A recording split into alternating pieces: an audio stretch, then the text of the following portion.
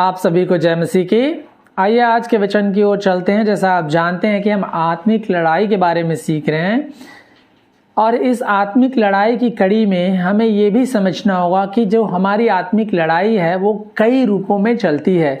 एक तो हम शैतान से लड़ते हैं, उसके राज्य से लड़ते हैं, और हम संसार से लड़ते हैं, और हम शरीर से भी लड़ते हैं। तो आज का जो संदेश है वो शरीर बनाम आत्मा है और जिसके बारे में देखेंगे किस प्रकार हमारा शरीर आत्मा से लड़ता है। इसमें 5 पॉइंट हैं और इस सभी को हम कवर करने की कोशिश करेंगे। तो सबसे पहले जब हम शरीर बनाम आत्मा की बात करते हैं तो शरीर क्या है इसके बारे में हमें समझना होगा। What is the flesh? शरीर का, जिसको इंग्लिश बाइबल में फ्लैश कहा गया है। शरीर जो है, बाइबल में जब शरीर के बारे में बात होती है, स्पेशली नए नियम में, तो शरीर को पापमय स्वभाव में दर्शाया गया है। जो हमारा ये शरीर है जो दिख रहा है और जो हम बात कर रहे हैं, इसको पापमय दशा में दर्शाया गया है। द फ्लैश बिकम्स द बेसर side of man, defining either the impulse to sin itself or at least the seed of it। मतलब क्या है कि जो पाप करने का स्वभाव है वो बहुत ही पेचीदा है। वो पाप की तरफ हमारे जीवन का झुकाव होता है, हमारे शरीर का झुकाव होता है, जिसको हम रोमियो 7 अध्याय में, 8 अध्याय में, गलातियों 5 अध्याय के 17-19 में हम पढ़ सकते हैं। आइए कुछ वचन को हम पढ़ेंगे और समझेंगे शरीर के बारे में क्या कहता है परमेश्वर का वचन। गलातियों की पत्री में हम देखते हैं 5 अध्याय में बहुत ही प्रत्यक्ष रूप से यहाँ पे शरीर के कामों के बारे में बताया गया है। गलातियों 5 अध्याय के 17 पद से आगे मैं पढ़ूंगा। क्योंकि शरीर आत्मा के विरोध में और आत्मा शरीर के विरोध में लालसा करता है। यहाँ पे कॉन्फ्लिक्ट दिखाया गया है, द्वंद्व दिखाया गया है कि शरीर जो है आत्मा के विरोध में और आत्मा शरीर के विरोध में लालसा करता है, और ये एक दूसरे के विरोधी हैं। हमारा जो शरीर है परमेश्वर की आत्मा का विरोधी है और परमेश्वर का आत्मा हमारे शरीर के विरोध में काम करता है या उसकी लालसा करता है। क्योंकि इसलिए कि जो तुम करना चाहते हो वह न करने पाओ। शरीर क्या हमारा जो पाप में शरीर है, पाप का जो प्रभाव हमारे ऊपर है, वो परमेश्वर के कामों को हमारे जीवन में नहीं करने की कोशिश करता है, नहीं करने देना चाहता। ठीक वैसे ही पवित्र आत्मा कोशिश करते हैं, चाहते हैं कि हम पाप के काम ना करें, एक दूसरे के विरोध में ये काम करते हैं। और यदि तुम आत्मा के चलाए चलते हो तो व्यवस्था के अधीन न रहे। शरीर के काम तो प्रकट है, अर्थात व्यभिचार, गंदे काम, लुचपन, मूर्ति पूजा, टोना, बैर, झगड़ा, ईर्ष्या, क्रोध, विरोध, विधर्म, डा, मतवालापन, लीला, क्रीड़ा और ऐसे ऐसे और भी काम है जिनके विषय में तुमसे पहले कह चुका हूं। तो पौलुस कह रहा है ये जो शरीर के काम हैं ये परमेश्वर की आत्मा के विरोध में खड़े होते हैं और परमेश्वर का आत्मा जो है शरीर के विरोध में खड़ा होता है। गलातियों 6 अध्याय के 8 पद में लिखा हुआ है, क्योंकि जो अपने शरीर के लिए बोता है वह शरीर के द्वारा विनाश की कटनी काटेगा, और जो आत्मा के लिए बोता है वह आत्मा के द्वारा अनंत जीवन की कटनी को काटेगा। तो हम देखते हैं कि शरीर और आत्मा जो है, जब हम आत्मा बोलेंगे इसका मतलब है कि हम परमेश्वर की आत्मा के बारे में बोल रहे हैं, पवित्र आत्मा के बारे में बोल रहे हैं, अपनी आत्मा के बारे में नहीं बोल रहे हैं। तो परमेश्वर का आत्मा शरीर के कामों के विरोध में रहता है और हमारा जो शरीर है परमेश्वर के कामों के विरोध में रहता है, और ये एक दूसरे पर लालसा करते हैं, के विरोध में लालसा करते हैं। और शरीर को परमेश्वर के वचन में जो बताया गया, हमारे पास शारीरिक देह है, हमारे पास शारीरिक मन है और हमारे पास शारीरिक समझ है। ये हमारा जो शरीर है ये देह से बना हुआ है। जब बाइबल में फ्लैश कहा गया है या शरीर शब्द आया है, इसका मतलब सिर्फ ये शरीर नहीं है, परंतु इस पूरे हमारा जो व्यक्तित्व, हमारी जो पर्सनालिटी, हमारा जो देह है, वो सब मिलाकर शरीर कहा गया है।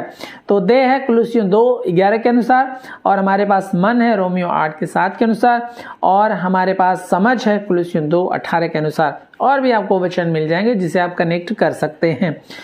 तो हमारे पास शारीरिक देह है, शारीरिक मन है और शारीरिक समझ है, जो पाप के प्रभाव में प्रायः रहता है। अगर बाइबल शरीर के बारे में बात कर रहा है स्पेशली नए नियम में, तो हमारा शरीर पाप के प्रभाव में है जो पवित्र आत्मा और उसके कार्यों के विरोध में लालसा करता है। ठीक वैसे ही परमेश्वर का आत्मा हमारे शरीर के विरोध में लालसा करता है और प्रबल होने की कोशिश करता है। तो शरीर बनाम आत्मा। दूसरा पॉइंट क्या है? रोमियो 7 अध्याय से 8 अध्याय के 15 पद तक, ये बहुत ही लंबा पैसेज है, इसको हम नहीं पढ़ेंगे, परंतु अगर इसका आप अध्ययन करें तो आप बहुत क्लियर पाएंगे कि किस प्रकार शरीर और आत्मा एक दूसरे के विरोध में या एक दूसरे की लड़ाई में रहते हैं, एक दूसरे के वारफेयर में रहते हैं। रोमियो 8 अध्याय हम खोलेंगे और फटाफट हम देखें कि क्या परमेश्वर का वचन कहता है। रोमियो 8 अध्याय के 4 से 6 पद में लिखा हुआ है, इसलिए कि व्यवस्था की विधि हमें जो शरीर के अनुसार नहीं परंतु आत्मा के अनुसार चलते हैं पूरी की जाए, क्योंकि शारीरिक व्यक्ति शरीर की बातों पर मन लगाते हैं परंतु आध्यात्मिक व्यक्ति आत्मा की बातों पर मन लगाते हैं। शरीर पर मन लगाना तो मृत्यु है परंतु आत्मा पर मन लगाना जीवन और शांति है। क्लियर? शारीरिक व्यक्ति जो है शरीर की बातों पर मन लगाता है परंतु आध्यात्मिक व्यक्ति जो है वो पवित्र आत्मा की बातों पर मन लगाता है। तो शरीर पर मन लगाने का अर्थ क्या हुआ? जो शरीर पर मन लगाते हैं, क्योंकि शरीर के काम जो हैं उनको हमने देखा था गलातियों 5 अध्याय के 17 पद से आगे कि बहुत बुरे काम हैं शरीर के, और अगर उन बातों पर, उन कामों पर अगर कोई मन लगाता है तो उस पर मन लगाना मृत्यु है। मृत्यु मतलब जब बाइबल मृत्यु की बात कर रहा है तो सिर्फ शारीरिक मृत्यु नहीं है परंतु ये अनंत काल की मृत्यु नरक की आग में भी है, जिसके बारे में परमेश्वर का वचन कहता है। शरीर पर मन लगाना तो मृत्यु है, अनंत काल की मृत्यु जो परमेश्वर दंड के रूप में उन लोगों को देगा जिन्होंने शरीर पर मन लगाया है, परमेश्वर के वचन पर, परमेश्वर पर मन नहीं लगाया, परमेश्वर पर विश्वास नहीं किया है। तो शरीर पर मन लगाना मृत्यु है। शारीरिक लोग शरीर की बातों पर मन लगाते हैं और शरीर पर मन लगाना मृत्यु है, परंतु आत्मा पर मन लगाना अनंत जीवन है। गलातियों 5 अध्याय के 16 पद में हमने अभी पढ़ा था कि आत्मा के अनुसार चलो तो तुम शरीर की लालसा किसी रीति से पूरी ना करोगे। इसलिए आह्वान विश्वासी लोगों को दिया गया है, क्योंकि विश्वासी तो हम हो गए हैं परंतु ऐसा नहीं है कि इस संसार से हम पूरी तरह अलग हो गए। ऐसा नहीं है कि हम शैतान की चुनौतियों से, उसकी परीक्षाओं से पूरी तरह अलग हो गए। ऐसा भी नहीं कि हम अपने शरीर की जो अभिलाषाएं हैं उससे पूरी तरह से अलग हो गए। हम उद्धार पा चुके हैं, हम धर्मी ठहराए जा चुके हैं। एट द सेम टाइम हम इन परीक्षाओं से, इन चुनौतियों से, इस आने वाली जो हमारी अभिलाषाएं हैं जो पाप को जन्म देती हैं, इन सब से हमें लड़ना होता है प्रतिदिन। तो गलातियों 5 अध्याय के 16 पद में, माफ कीजिएगा 5 अध्याय के 16 पद में लिखा हुआ है, परंतु मैं तुमसे कहता हूं आत्मा के अनुसार चलो। इसलिए विश्वासी जनों को कहा गया है कि आत्मा के अनुसार चलो तो तुम शरीर की लालसा किसी रीत से पूरी ना करोगे। शारीरिक जो परीक्षाएं हैं, शारीरिक जो अभिलाषाएं हैं, जो चुनौतियां हैं, उन पर अगर जय पाना है हमको, मुझको और आपको, तो हमें और आपको आत्मा, पवित्र आत्मा के अनुसार चलना होगा। जब हम कहते हैं पवित्र आत्मा के अनुसार चलना तो उसका अर्थ ये भी नहीं है कि मैं आपको ये नहीं कह रहा हूं कि आपको पवित्र आत्मा का बपतिस्मा पाना है, आग का बपतिस्मा पाना है, आपको अन्य भाषा बोलना है, इस तरह की बातें नहीं मैं कह रहा हूं। परंतु आत्मा के अनुसार चलने का अर्थ यह है कि आप वचन जो परमेश्वर की आत्मा की प्रेरणा के द्वारा लिखा गया है उस पर विश्वास करके उसके अनुसार चलें। ठीक है? तो आत्मा के अनुसार चलेंगे तो शरीर की लालसाओं को किसी भी रीत से हम पूरी ना करेंगे, और शरीर की जो अभिलाषाएं हैं, शरीर और आत्मा के विरोध में जो लड़ाई है उस पर हम जय पाएंगे। परंतु रोमियो 8 के 7 और 8 में लिखा हुआ है, रोमियो 8 के 7 और 8 में, क्योंकि शरीर पर मन लगाना तो परमेश्वर से बैर रखना है, क्योंकि ना तो परमेश्वर की व्यवस्था के अधीन है और ना हो सकता है, और जो शारीरिक दशा में है वे परमेश्वर को प्रसन्न नहीं कर सकते। तो जो शारीरिक दशा में है वो परमेश्वर को प्रसन्न नहीं कर सकते, और शरीर पर मन लगाना तो परमेश्वर से बैर रखने के बराबर है। तो अविश्वासियों की दशा ये है कि वो शारीरिक दशा में है और वो परमेश्वर को प्रसन्न नहीं कर सकते। लेकिन विश्वासी जन जो है वो आत्मा में है। विश्वासी जन जो है वो आत्मा में, यहां पे लिखा हुआ है शरीर, क्योंकि शरीर पर मन लगाना तो परमेश्वर से बैर रखना है, क्योंकि ना तो परमेश्वर की व्यवस्था के अधीन है और ना हो सकता है, और जो शारीरिक दशा में है वे परमेश्वर को प्रसन्न नहीं कर सकते। परंतु जब कि परमेश्वर का आत्मा तुम में बसता है, यहां पे लिखा है कि परमेश्वर का आत्मा जो है विश्वासी जनों में बसता है। परमेश्वर का आत्मा जब विश्वासी जनों में बसता है तो अब हम शारीरिक दशा में नहीं है। उसका अर्थ क्या है कि उस अभी पिछले संदेश में आपने सुना होगा कि अब शैतान के बंधन से, मृत्यु के बंधन से, उसके प्रभाव से हम छूट गए हैं और हम यीशु मसीह में पाए जाते हैं। हम ज्योति की संतान है, प्रभु के राज्य में है। अब हम अनंत जीवन, हम नए हो गए, नई सृष्टि हो गए हैं। तो अब हम शारीरिक दशा में नहीं रहे, परंतु अब हम आत्मिक दशा में हैं। अब विश्वासी जन जो हैं आत्मिक दशा में हैं। तो हम कैसे जानेंगे, क्या प्रमाण है कि विश्वासी जन आत्मिक दशा में, या आप और मैं आत्मिक दशा में हूं, उसका क्या प्रमाण है? उसका प्रमाण यह है कि रोमियो 8:9 में लिखा हुआ है, जब कि परमेश्वर का आत्मा तुम में बसता है, प्रेजेंट परफेक्ट टेंस, यहां पे लिखा गया प्रमाण के साथ बताया जा रहा है कि परमेश्वर का आत्मा हम में वास करता है। तो तुम शारीरिक दशा में नहीं हो परंतु आत्मिक दशा में हो, क्योंकि किसी में मसीह का आत्मा नहीं तो उसका जन नहीं। तो अगर मसीह का आत्मा हम में नहीं है तो हम प्रभु के भी नहीं कहलाएंगे, उसकी संतान हम नहीं कहलाएंगे, उसके जन हम नहीं कहलाएंगे। 1 कुरिन्थियों 6:19 में लिखा, क्या तुम नहीं जानते कि तुम पवित्र आत्मा का मंदिर हो जो तुम में वास करता है? तो विश्वासी जनों में परमेश्वर का आत्मा वास करता है और हम परमेश्वर के मंदिर कहलाते। रोमियो 8:11 में लिखा है, आत्मा जिसने यीशु को मरे हुओं में से जिलाया तुम में बसा हुआ है। पवित्र आत्मा जो है वो आप में और हम में बसा हुआ है। ये परमेश्वर का वचन प्रमाण के रूप में बताता है। और अब हम शारीरिक दशा में नहीं है। मतलब क्या है, अब हमारा जो झुकाव है, हमारी जो लालसा है वो परमेश्वर की ओर है, पाप की ओर नहीं है। कोई भी सच्चा विश्वासी जो है वो पाप करके प्रसन्न नहीं हो सकता। वो पाप जब करेगा तो वो पछताएगा। अगर उसने पाप किया तो वो पछताएगा, वो मन फिराएगा, वो परमेश्वर के समीप आएगा। लेकिन जो विश्वासी नहीं है उसके लिए ऐसा नहीं है। पाप उसको अच्छा लगता है, वो पाप में जीवन बिताता है, वो पाप की लालसा करता है। परंतु जो विश्वासी जन है, जिसने प्रभु को पाया है, अब उसमें पवित्र आत्मा है, मसीह का आत्मा है, और अब वो शारीरिक दशा में नहीं है परंतु आत्मिक दशा में है, और अब वो परमेश्वर की लालसा करता है। तो जब हम परमेश्वर की लालसा करेंगे, परमेश्वर की आत्मा की लालसा करेंगे, परमेश्वर के वचन की लालसा करेंगे, तो हम शरीर के कामों पर नेचुरली हम जय पाएंगे। और क्या होता है, विश्वासी जनों में पुराना मनुष्यत्व जो है मर चुका है। विश्वासी होने के नाते हमारे पास नया जीवन है, नया मनुष्यत्व है जो मसीह से हमें मिलता है और मसीह जो हम में वास करता है। तो विश्वासी जनों में पुराना मनुष्यत्व जो है, पाप का जो प्रभाव था, जो पाप का जो श्राप हमारे ऊपर था, उसको यीशु मसीह ने उतार कर क्रूस पर जब मारे गए तो उस प्रभाव को उसने क्रूस के कीलों में उसने ठोक दिया, उस प्रभाव को मिटा डाला, हमारे ऊपर से उतार कर फेंक डाला। तो अब पुराने मनुष्यत्व का प्रभाव हम में नहीं रहा।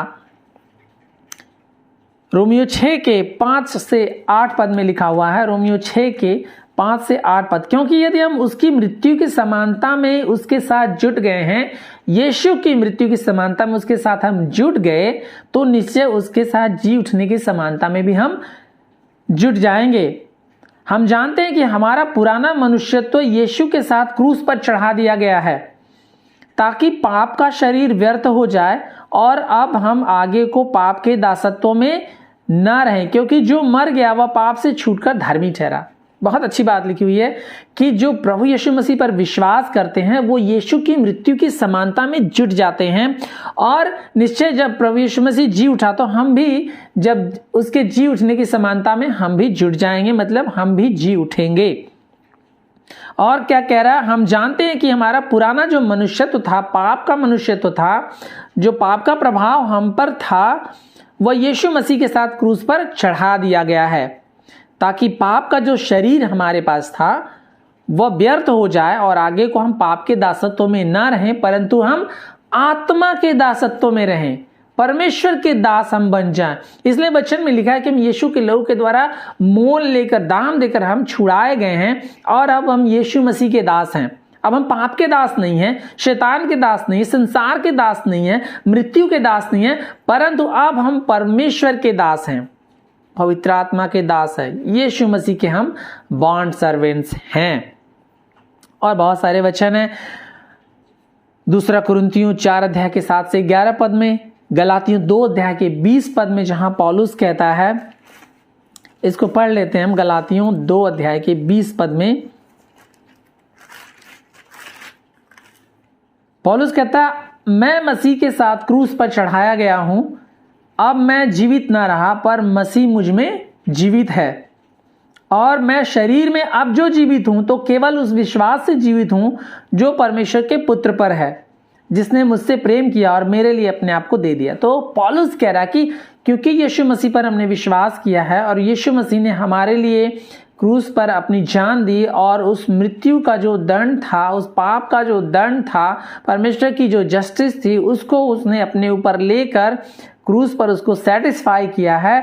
तो अब पौलुस कहता है, मैं मसीह के साथ क्रूस पर चढ़ाया गया हूं। जैसे हमने रोमियो में देखा कि मसीह के साथ हम क्रूस पर चढ़ाए गए हैं, तो पौलुस कह रहा, अब मैं जीवित नहीं रहा, अब जो शरीर का प्रभाव था, पुराना मनुष्य तो हमारे अंदर था, वो नहीं है, पर कह रहा अब यीशु मसीह मुझ में जीवित है, अब आत्मा का मुझ में प्रभाव है, अब परमेश्वर का मुझ पर प्रभाव है, और अब मैं शरीर में जो जीवित हूं तो केवल उस विश्वास से जीवित हूं जो परमेश्वर के पुत्र पर है। तो हमारे जीवन में और आपके जीवन में परमेश्वर का प्रभाव होना बहुत जरूरी है, पवित्र आत्मा का प्रभाव होना, परमेश्वर के वचन का प्रभाव होना जरूरी है, पाप का प्रभाव नहीं, संसार का प्रभाव नहीं। और आप देखेंगे अपने आसपास के बहुत सारे मसीही लोग, कलीसियाएं, संगीतकार, म्यूजिशियंस पाप के और संसार के प्रभाव में बहुत ही ज्यादा झुक गए। वो संसार के साथ अपने आप को कॉन्टेक्सचुअलाइज करना चाहते हैं, उनके जैसा दिखना चाहते, ताकि वो लोगों को प्रभावित करे, लोगों को अपनी ओर खींचे। हमें लोगों की तरह बनकर, संसार की तरह बनकर के लोगों को प्रभावित करने की आवश्यकता नहीं है। हमें सुसमाचार प्रचार करके लोगों को प्रभावित करने की आवश्यकता है, क्योंकि सुसमाचार में उद्धार देने की सामर्थ्य है, म्यूजिक में नहीं है उद्धार देने की सामर्थ्य, डिस्को डांस में नहीं है, कैरल्स में नहीं है, कोरियोग्राफी में नहीं है उद्धार देने की सामर्थ्य, परंतु परमेश्वर के वचन में उद्धार देने की सामर्थ्य। इसलिए हमें सुसमाचार प्रचार करने की आवश्यकता है। सो हमने देखा कि शरीर क्या है और शरीर किस प्रकार परमेश्वर की आत्मा के विरोध में लालसा करता है, और ठीक उसी प्रकार परमेश्वर का आत्मा शरीर के विरोध में लालसा करता है। और हम देखते हैं कि शारीरिक व्यक्ति शरीर की बातों पर मन लगाता है, और शरीर की बातों पर मन लगाना तो मृत्यु और परमेश्वर से बैर रखना है। परंतु आध्यात्मिक व्यक्ति जो है, जिसने उद्धार पाया है, वो आत्मा की बातों पर मन लगाता है, और वो आत्मा के अधीन है, परमेश्वर के अधीन है। और विश्वासी जन जो आत्मा में है वो शरीर से लड़ रहे हैं और शरीर उनसे लड़ रहा है। और हमने देखा कि क्या प्रमाण है कि हम आत्मा में पाए जाते हैं या आत्मा हम में बसा हुआ है। हम रोमियो 8 के 9 के अनुसार, 1 कुरिन्थियों 6 का 19 और रोमियो 8 के 11 के अनुसार हमने देखा कि परमेश्वर का आत्मा विश्वासियों में वास करता है, और उनके जीवन में, विश्वासी जनों के जीवन में पुराना मनुष्यत्व मर चुका है, और विश्वासी होने के नाते हमारे पास नया मनुष्यत्व है जो हमें मसीह की ओर से मिला है, और मसीह का आत्मा हम में वास करता है। और क्या है, और अब जो विश्वासी जन है, जो शरीर से लड़ रहे हैं, पाप से लड़ रहे हैं, शैतान से लड़ रहे हैं, अंधकार से लड़ रहे हैं, अब हम शरीर और पाप के दास नहीं है। I am no longer slave to sin. अब हम पाप के दासत्व में नहीं है, अब हम क्या है, अब हम नेचुरली जो है परमेश्वर को हम रिस्पॉन्ड करते हैं। मेरा नया मनुष्यत्व, नया स्वभाव जो है परमेश्वर को सहज रूप से प्रतिक्रिया देता है। एक विश्वासी जो सच्चा विश्वासी है वो सहजता से, आसानी से, नेचुरली जो है परमेश्वर के वचन के प्रति प्रतिक्रिया देगा, पॉजिटिव रिस्पांस उसका होगा, क्योंकि पवित्र आत्मा हमें वास करता है। पवित्र आत्मा हमारी सहायता करते हैं, क्योंकि पवित्र आत्मा का सबसे मुख्य कार्य है कि वो परमेश्वर के वचन को हमें याद दिलाएं और हमें परमेश्वर की ओर फेरें। तो हम देखते हैं यूहन्ना 17 अध्याय के 21 से 23 पद में, यूहन्ना का सुसमाचार 17 अध्याय के 21 से 23 पद में इस प्रकार लिखा हुआ है कि वे सब विश्वासियों के लिए जब प्रभु यीशु मसीह प्रार्थना कर रहे हैं तो इस प्रकार प्रार्थना करें कि वे सब एक हों, जैसा तू हे पिता मुझ में है और मैं तुझ में हूं, वैसे ही वे भी हम में हों, जिससे संसार विश्वास करे कि तू ही ने मुझे भेजा है।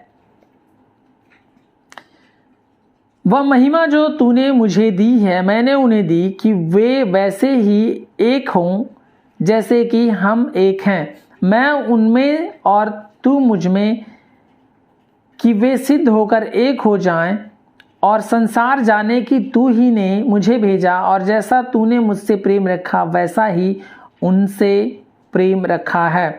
तो विश्वासियों के लिए प्रभु यीशु मसीह प्रार्थना कर रहे हैं कि वे वचन के द्वारा उन्होंने प्रभु पर विश्वास किया, वे सब एक मन हों, जैसा पिता और पुत्र एक है वैसा ही विश्वासी जन एक हों, जिससे संसार विश्वास करे कि यीशु मसीह ने उन्हें, यीशु मसीह, परमेश्वर पिता ने यीशु मसीह को इस संसार में भेजा है।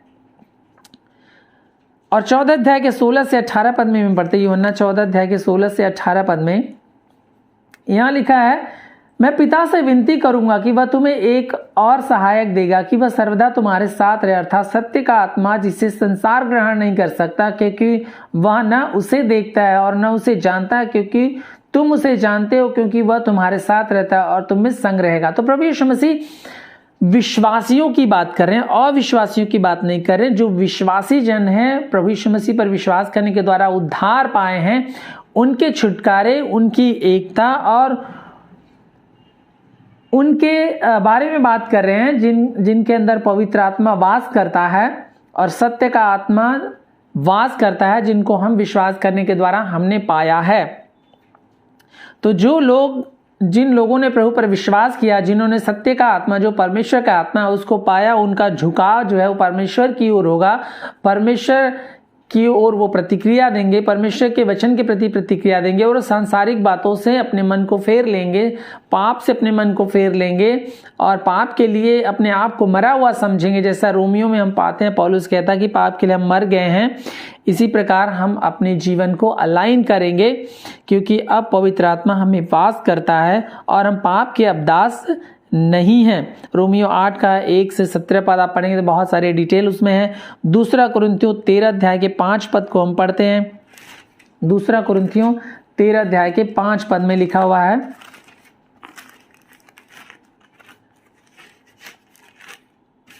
यहां पे लिखा है, अपने आप को परखो कि विश्वास में हो कि नहीं, अपने आप को जांचो, क्या तुम अपने विषय में यह नहीं जानते कि यीशु मसीह तुम में है, नहीं तो तुम जांच में निकम्मे निकले हो। तो एक विश्वासी अपने आप को परख सकता है परमेश्वर के वचन के आधार पर, उसके मापदंड पर, कि वो विश्वास में है कि नहीं, कि मसीह उसमें वास करता है कि नहीं, उसका जो जीवन है, उसकी जो लालसाएं हैं वो किस प्रकार है, संसार की ओर है, शरीर की अभिलाषाओं की ओर है, या परमेश्वर की हो, परमेश्वर के वचन की ओर है।